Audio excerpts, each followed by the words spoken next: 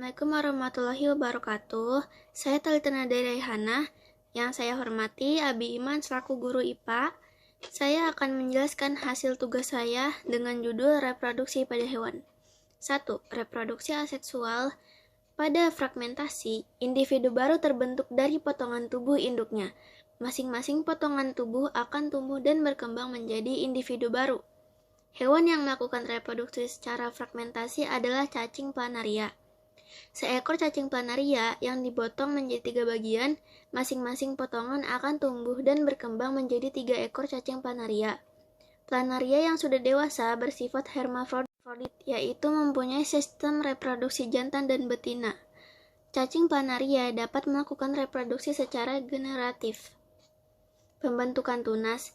Hewan yang melakukan reproduksi dengan membentuk tunas adalah hidra. Individu baru hidra terbentuk dari bagian tubuh hidra dewasa. Setelah cukup besar, tunas akan melepaskan diri dari tubuh induknya. Hewan lain yang melakukan reproduksi dengan tunas, ubur-ubur, hewan karang, dan anemon laut. Pada hewan karang, tunas tumbuh di dalam tubuh, disebut gemula. Jika induk hewan karang mati, gemula akan tumbuh dan berkembang menjadi individu baru. Partenogenesis. Perkembangbiakan dibedakan menjadi 2 macam. Pertama, perkembangbiakan seksual atau generatif. Kedua, perkembangbiakan aseksual atau vegetatif. Cara perkembangbiakan aseksual disebut dengan partenogenesis. Pada partenogenesis, telur yang dihasilkan induk betina tumbuh dan berkembang tanpa melalui proses pembuahan. Tidak semua makhluk hidup dapat melakukan partenogenesis. Hanya makhluk hidup tertentu yang dapat melakukan partenogenesis.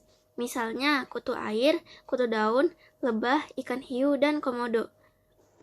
Pada umumnya, hewan-hewan tersebut melakukan partenogenesis hanya pada waktu tertentu. Pergiliran antara partenogenesis dan perkembangbiakan seksual disebut heterogami. Kondisi yang memicu hewan melakukan partenogenesis, misalnya melimpahnya sumber makanan. Hewan yang melakukannya, kutu daun. Perkembangbiakan secara partenogenesis lebih cepat daripada perkembangbiakan secara seksual.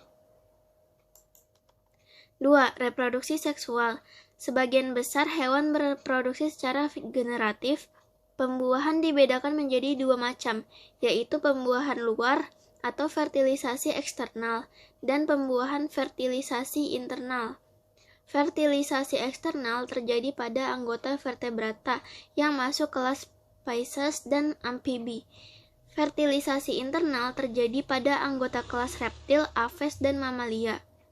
Pada fertilisasi eksternal, pertemuan antara sperma dan ovum terjadi di luar tubuh induk betina. Hewan yang melakukan fertilisasi eksternal menghasilkan sperma dalam jumlah yang sangat banyak. Fertilisasi internal terjadi apabila pertemuan sperma dan ovum terjadi di dalam tubuh induk betina. Pertemuan antara sperma dan ovum pada hewan menyusui terjadi di dalam tubuh induk betina, di saluran oviduk. Selanjutnya, ovipar, ovovivipar, dan vivipar. Hasil dari proses pembuahan adalah zigot yang akan tumbuh dan berkembang menjadi embrio. Ovipar adalah jenis reproduksi dengan cara menghasilkan telur yang berkembang dan menetas di luar tubuh induknya. Misalnya ayam, burung, ikan, dan katak. Ovovivipar adalah reproduksi yang menghasilkan telur dan memeliharanya di dalam tubuh induknya, misalnya kadal dan ular boa. Vivipar adalah reproduksi dengan cara memelihara telur yang dibuahi di dalam tubuh induknya dan selama perkembangan, misalnya kucing, kambing, dan sapi. Fase embrionik dan fase pasca embrionik. Fase embrionik adalah fase mulai terbentuknya zigot sampai embrio. Setelah proses fertilisasi, terbentuklah zigot. Zigot membelah secara berulang-ulang sampai akhirnya terbentuk embrio. Fase pasca embrionik adalah fase setelah terbentuknya embrio. Pada hewan dan manusia, perubahan pasca embrionik hanya merupakan perubahan ukuran, yaitu meningkatnya ukuran bagian-bagian tubuh, namun kecepatan pertumbuhan bagian-bagian tubuh tidak sama. Sekian, terima kasih. Wassalamualaikum warahmatullahi wabarakatuh.